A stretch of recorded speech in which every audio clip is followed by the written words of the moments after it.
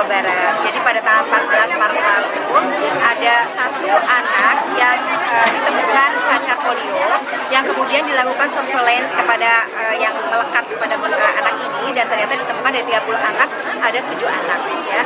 Nah, oleh karenanya ini menurut kami satu hal yang sangat penting sekali untuk dilakukan KLB ini, sehingga kegiatan betul-betul kita bisa fokuskan agar anak-anak terhindar dari bahaya polio yang sesungguhnya sudah dianggap selesai di Indonesia pada tahun 2014 lalu. Nah, artinya bahwa ini karena bisa jadi karena perkembangan zaman, bisa jadi karena kebiasaan masyarakat dan sebagainya, ternyata masih ada ditemukan. Ini hanya bisa kita hindari dengan cara tentu saja imunisasi. Ini satu-satunya cara yang bisa kita lakukan saat ini untuk hindari bagaimana penyebarannya.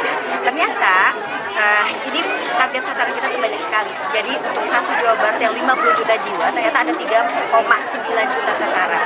Artinya kalau kita minimal harus 95%, maka setiap kota kabupaten selama pekan ini, jadi selama 12 hari ini, semua harus bekerja keras bersama-sama. Alhamdulillah kami hari ini melakukan penyanangan Subdit Polio di kota Purwakarta bersama Bu Ane, bersama seluruh jajaran, termasuk tadi dari Kementerian juga hadir, dari UNICEF, dari WHO dan lain sebagainya, untuk juga dilakukan di seluruh kota kabupaten. Jadi sekarang ini serentak di pekan ini, gitu ya, semua akan bergerak bersama-sama, dan kemudian kita menggerakkan tidak bisa sendirian itu saja, maka seluruh kader kita ikut sertakan, gitu ya, dari kader manapun. Ada kader Posyandu, ada kader PKK, ada Karang Taruna dan sebagainya, semua kita libatkan untuk penjangkauan dan kemudian juga bisa mengajak kepada masyarakat. Nah, kita harus banyak sekali memberikan sosialisasi karena sampai hari ini tetap masih ada saja penolakan, maka penting bagi kita untuk memberikan edukasi kepada masyarakat. Bagaimana pentingnya imunisasi? Karena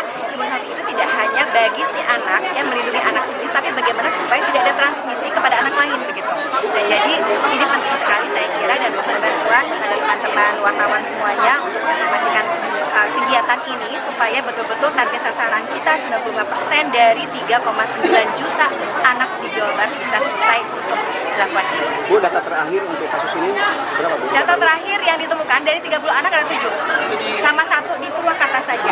Ya. Jadi begini, kami ini diapresiasi oleh kementerian, ya.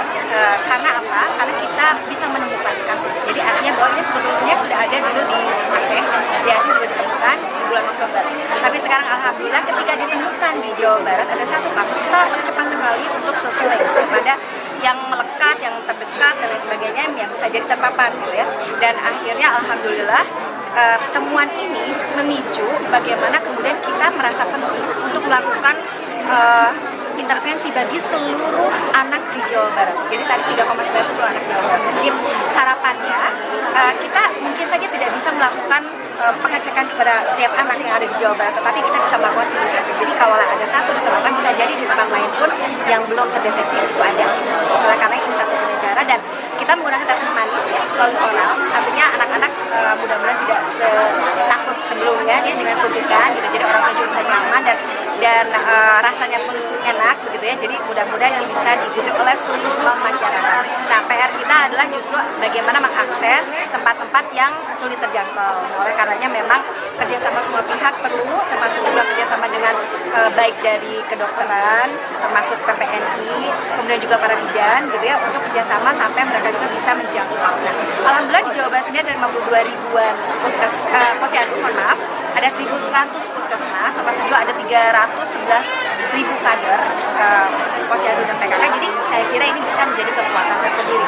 Jadi kita tuntaskan untuk tahap pertama ini dimulai pada hari tanggal 3, nanti insya Allah akan ada lagi di bulan Mei untuk tahap kedua.